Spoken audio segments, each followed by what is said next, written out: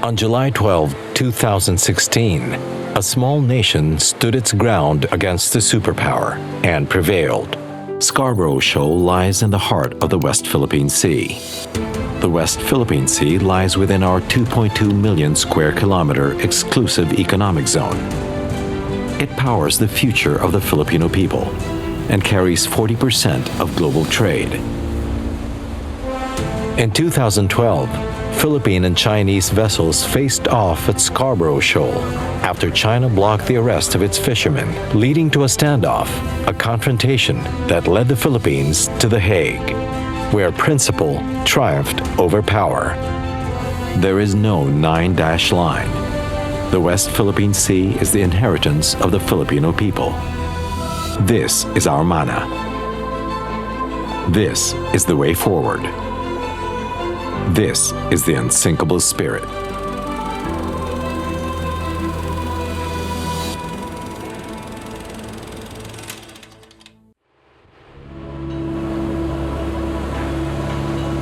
When the standoff at sea reached its breaking point, the Philippines chose justice over violence, carrying its fight from the Scarborough to The Hague, because the Filipino believed the rule of law could stand against any superpower. In last week's episode, The Thin Blue Line, we saw how a quiet fishing ground became a flashpoint and how the 2012 Scarborough Shoal standoff revealed a hard truth. Strength at sea would not be enough. Fisherfolk were driven back.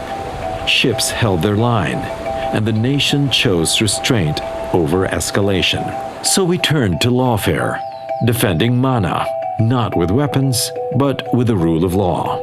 That decision set the stage for the full assertion of UNCLOS, reshaping Philippine foreign policy and strengthening international efforts towards a binding code of conduct in the South China Sea. In 2013, the Philippines brought its case to The Hague, turning a maritime standoff into a battle of principles, where mana met lawfare, and a people's inheritance was defended not by might, but by the enduring power of justice. Chinese Vice Minister told President Aquino, our Coast Guard vessels will stay there permanently. Yun nga yung nakakalungkot na noon mula nung nagkaroon ng tensyon na gano'n. At tuwing pupunta ang ating mga mangisda doon, laging tinataboy.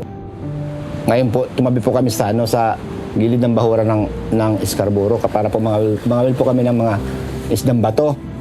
Ang nangyari po, sinundan po kami ng tatlong Chinese Coast Guard vessel po. Alis kayo dito, sabi po ng kapitan namin.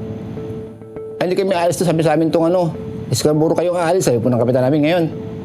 Huwag tayo alis, sabi namin. Huwag niyo bunutin nila yung angklas, sabi ng kapitan.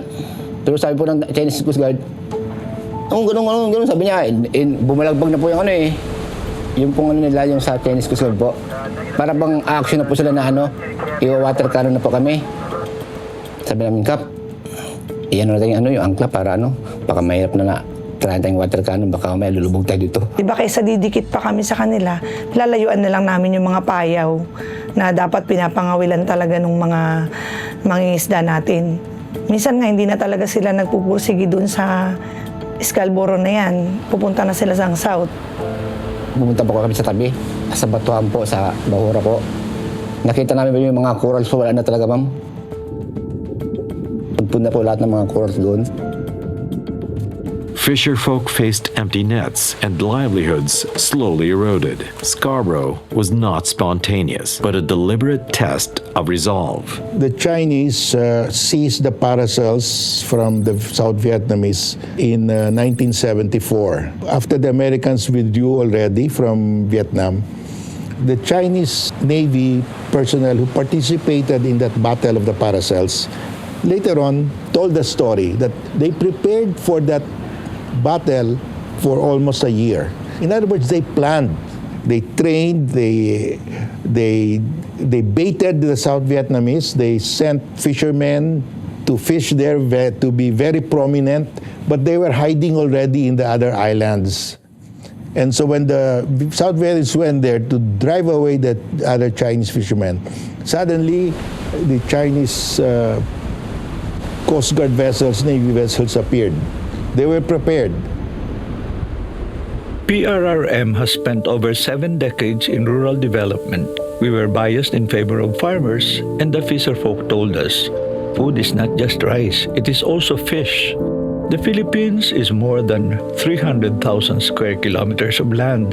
Our exclusive economic zone is 2.2 million square kilometers. We are the 15th largest fishing nation in the world. The Philippines is a maritime and archipelagic nation, or MANA. Mana natin ito. We must defend it. 2016 arbitral ruling is very helpful. It really gave a concrete decision that the Nanda's line has no basis. The EEZ, the 200 nautical miles covered by the EEZ of the Philippines, is ours. And we have sovereign rights to the claim islands that we have occupied. And our victory with the UNCLOS is mas naging knowledgeable yung mga sundalo nating na-deploy doon. Mas lalong napatatag yung assertion natin na atin talaga to. You go to the Freedom Land. Freedom Land, that's the Kalayaan Island group. Pag-asa is about 40 hectares.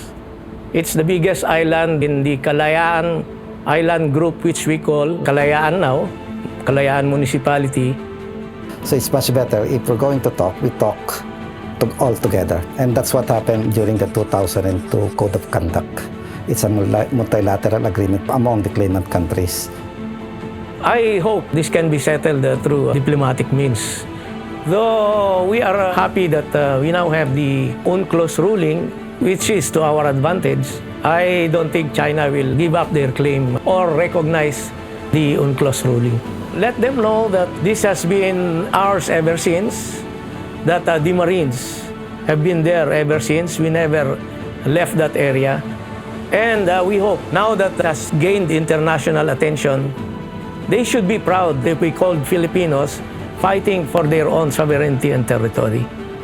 We are here to ensure that the people can live freely without any harassment, be it internal or external. West Philippine Sea is ours. It is our future, so we have to defend it. It's all about the Filipino people being first. The 10th year anniversary of the victory of the South China Sea arbitration. The Unsinkable Spirit. Atin ang West Philippine Sea.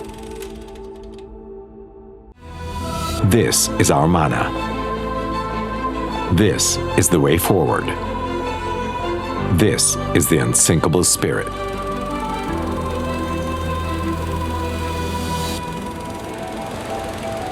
That's why the South Vietnamese lost in that battle, because it was an ambush actually. It was a setup. My theory was that the Chinese also did that. They will not do anything unless they've planned for it. I think we're thinking along the same lines on those things. They were waiting for an opportunity maybe to start the ball rolling insofar as their bigger campaign plan of pushing the envelope on not only South China Sea, the whole of South China Sea, and in particular the West Philippine Sea. Our ship Del Pilar was there. Some was early morning or dawn of that date. That's when our people started going to the fishing boats inside the lagoon. Kasi yung barko naman hindi makapasok at mababaw eh. Pagdating when those incident happened at around those times, sabihin na natin around 6 or something, in less than 8 hours, the Chinese maritime agency or whatever that was, were already in that vicinity. So sabi nga, a very rough estimate, if they were running 10 to 15 knots, sabihin na natin 15 knots, no? And they were there at the time. It took about, sabihin mo na 8 hours from 4 to the time that they were there. Sabihin na natin 8 hours. Multiply 8 hours by 15 knots, that's about 120 plus miles. So in the case of Scarborough Shoal, it was also a setup. Not proof of conspiracy, but a recognizable pattern. But that was already the start of this tawag dito, patintero. They were already in a better position of blocking our Coast Guard. And that's why at that time, the issue, how do we fight China with that kind? We decided to bring China to an UNCLOS tribunal. In the end, when force threatened to decide the future, the Philippines chose the high road and brought its case to The Hague in 2013. Though China left its chairs empty, the proceedings moved forward. Evidence was heard, history recorded, and the voices of fisherfolk and patrols carried into the record. Those empty seats became a symbol of a choice to walk away. And in that silence, the Philippines stood firm, and that a nation anchored in law can still be heard. They invented this claim that since 2,000 years ago, they owned the South China Sea. They cannot even give latitude or longitude. If the 9-dash line is valid, the entire UNCLOS will collapse. Before UNCLOS, nations could claim only 3 nautical miles from their shores, leaving the rest as open seas. As UNCLOS was drafted, nations pushed for sweeping claims, some up to 600 nautical miles, until the world agreed to a compromise, a 200 nautical mile exclusive economic zone, so coastal states could feed their people and secure their future. China joined on day one, affirming a simple truth the world had accepted, that 3 miles could no longer sustain a nation, but 200 could. A rules-based order is an order where all nations follow rules. And at the same time, we respect the decisions of institutions like the arbitral award, the UNCLOS. Those are created by members of the United Nations, in which, of course, in the United Nations Security Council, you have big powers like the United States, China, Russia, France, and the United Kingdom, who have the same perspective on how they should be looking at the world system. It was one of the first treaties that China joined on day one.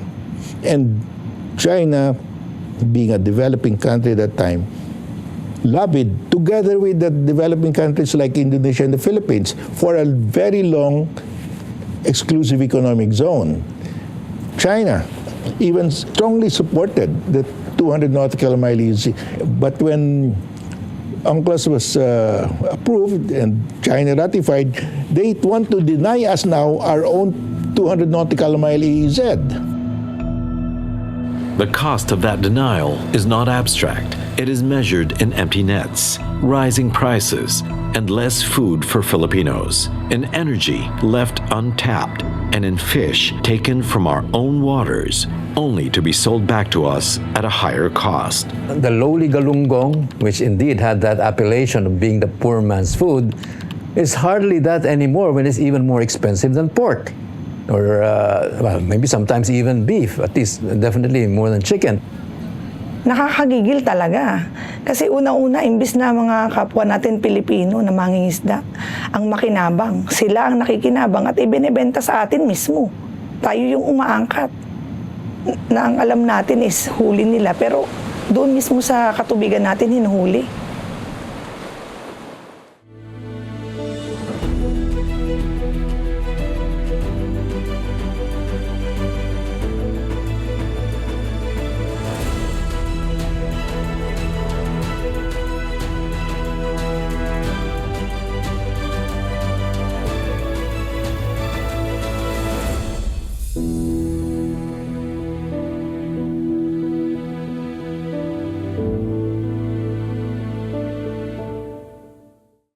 Energy powers our economy, our homes, and our future.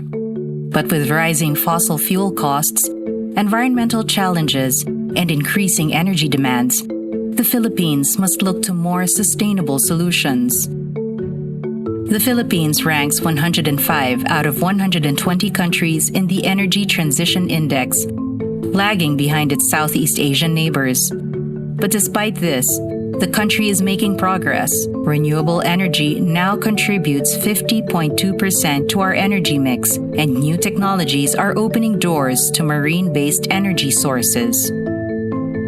The ocean holds vast, untapped potential for clean energy. Marine energy technologies, such as offshore wind, tidal, and wave energy, offer a predictable, resilient, and sustainable power source for coastal and island communities. In 2023, ocean-based power generation contributed 96.99 million pesos to the blue economy, supporting thousands of jobs and expanding clean energy access. Offshore wind farms in Ilocos Norte, Guimaras, and Mindoro are already making an impact, with the potential for offshore wind farms to generate 178 gigawatts in the future. The United Nations Sustainable Development Goal 7 calls for affordable, reliable, and sustainable energy for all. Global partnerships and investments are driving innovation in renewable energy, including marine energy solutions.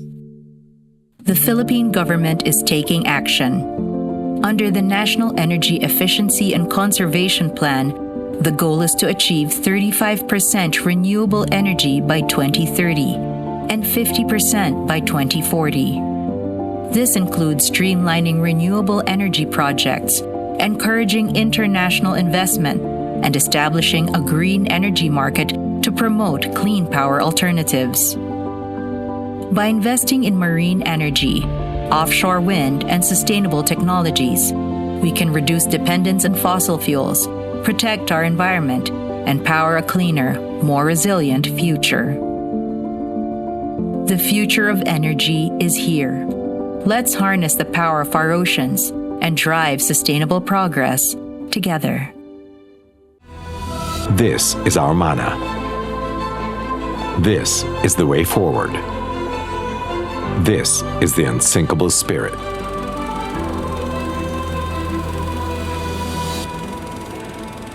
Coastal states should have an exclusive zone of 200 nautical miles for their fishermen to fish. We need to think of all resources like biodiversity as money, for example, that we need to manage. If it's degraded, like for example, I keep talking in many of the papers that I write, that when the fisheries are depleted, I think that our best action should be to rebuild these fisheries. The same with the coral reefs. Once the coral reefs are dead or dying or degraded, we need to use the best science, do the best science so that we can restore, we can recover the biodiversity.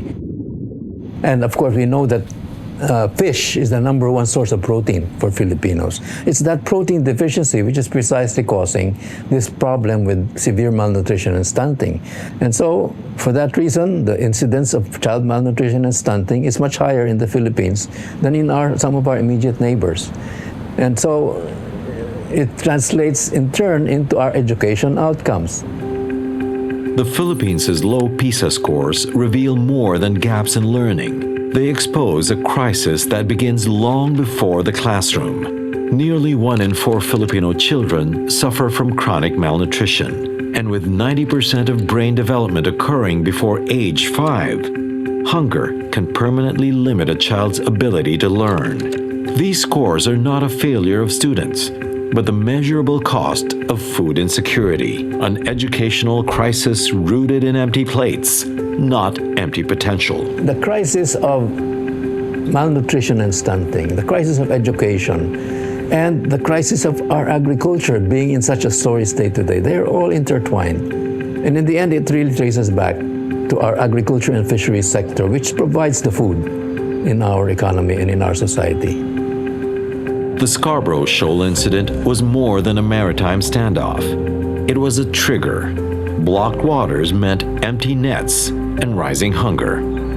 In a nation that depends on fish for protein, the same denial of access stalled offshore energy exploration, deepening reliance on costly imports, and turning a crisis at sea into a broader national struggle over food and power security.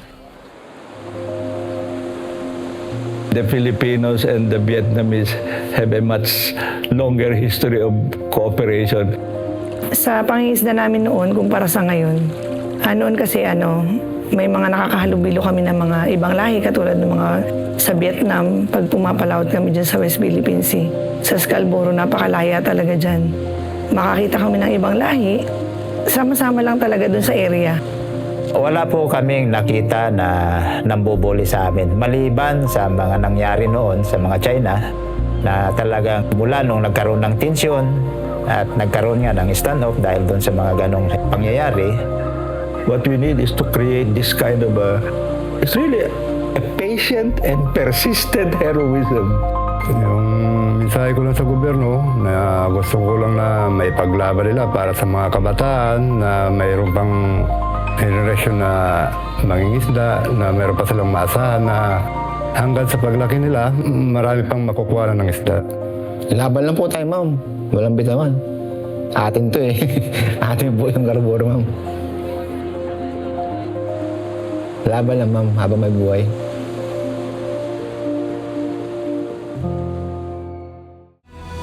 This is our mana. This is the way forward. This is the Unsinkable Spirit.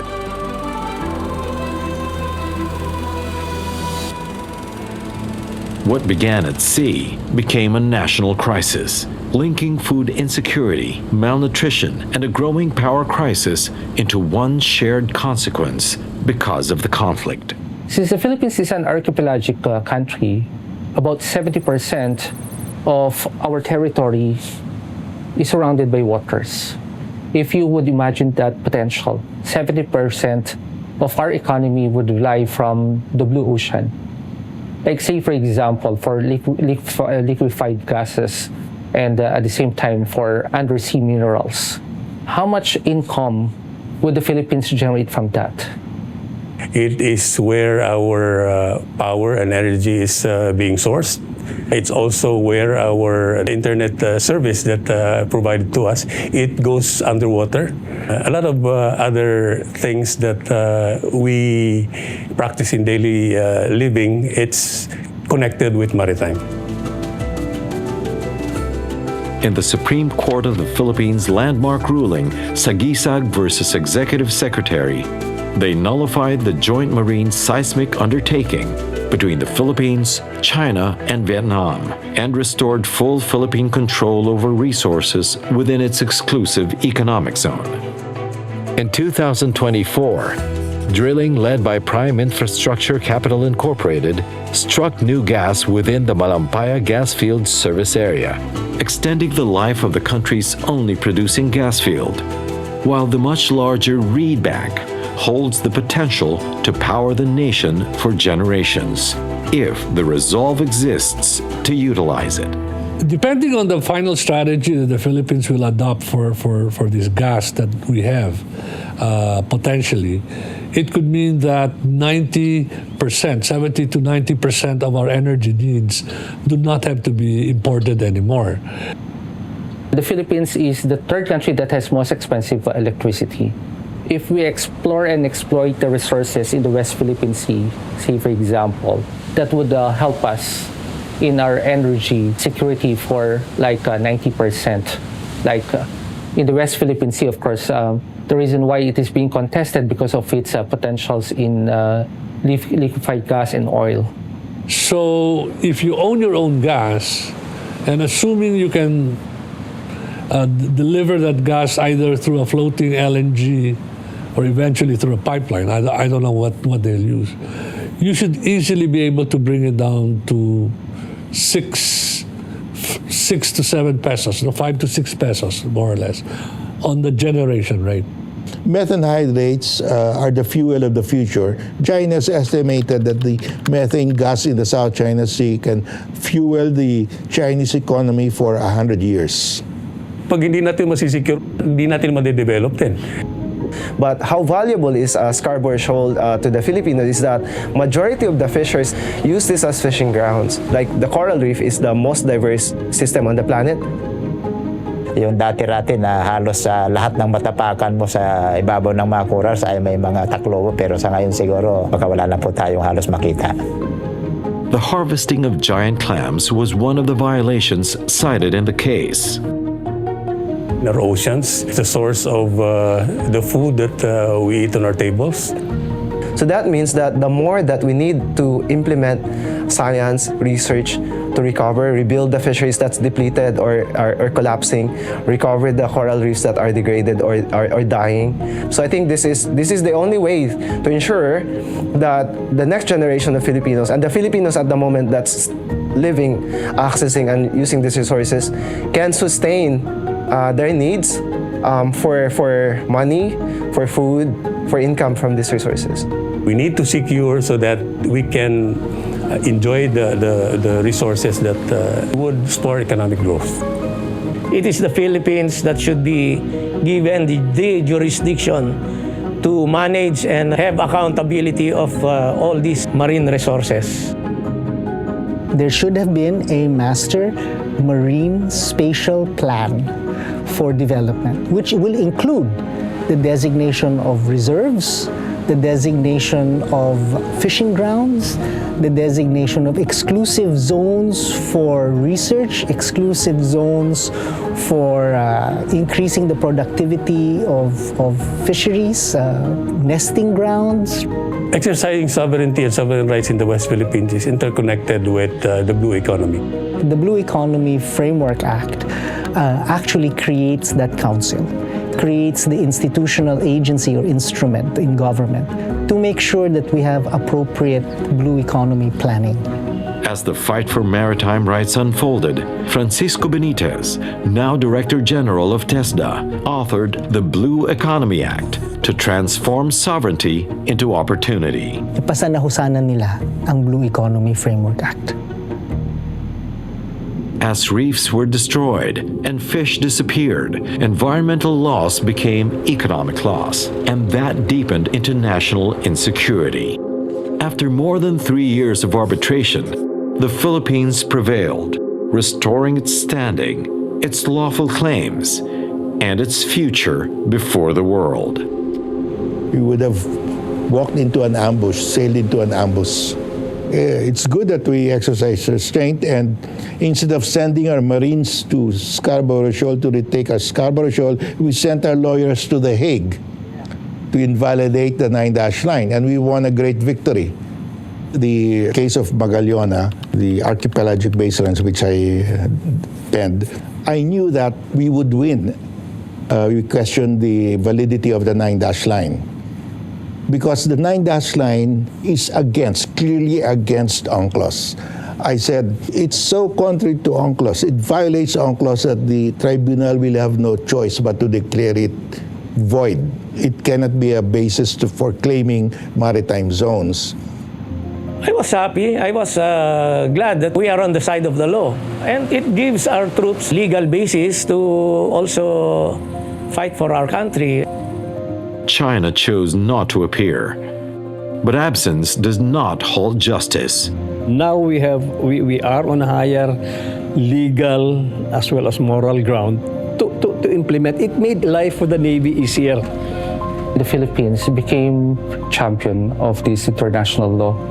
A small country with the support of a lot of nations cannot be easily be conquered.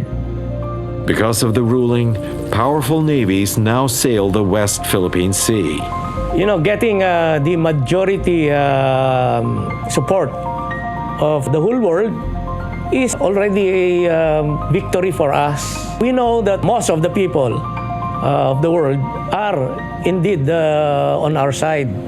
The ruling did not push China out, but it prevented China from pushing everyone else out.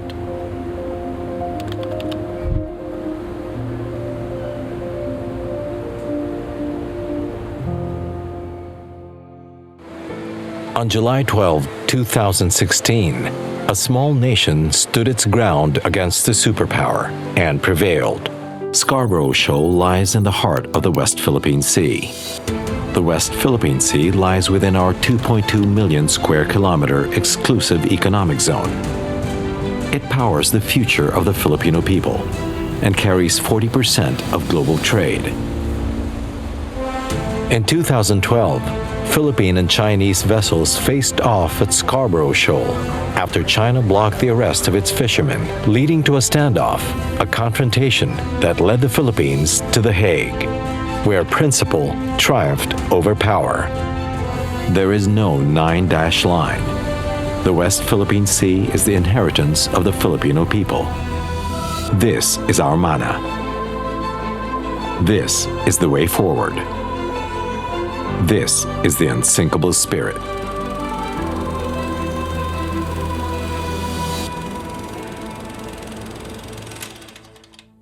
In Filipino, mana means inheritance, a gift from the past.